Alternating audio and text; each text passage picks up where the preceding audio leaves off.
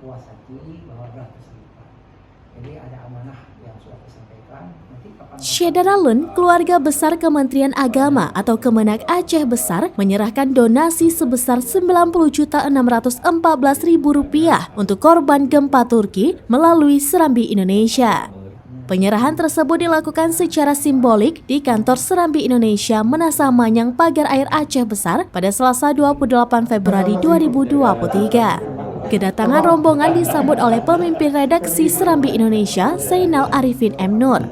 Kepala Kantor Kementerian Agama Aceh Besar, Haji Salman mengucapkan terima kasih kepada semua pihak yang ikut berdonasi melalui instansi tersebut.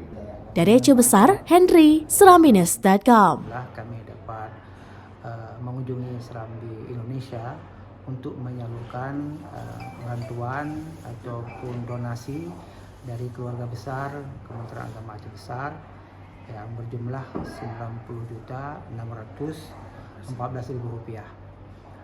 Saya mengucapkan terima kasih kepada seluruh keluarga besar Kementerian Agama Aceh Besar, para guru dan juga para pegawai yang telah ikut serta menyumbang untuk memberikan bantuan kepada masyarakat Turki yang sedang tertimpa musibah.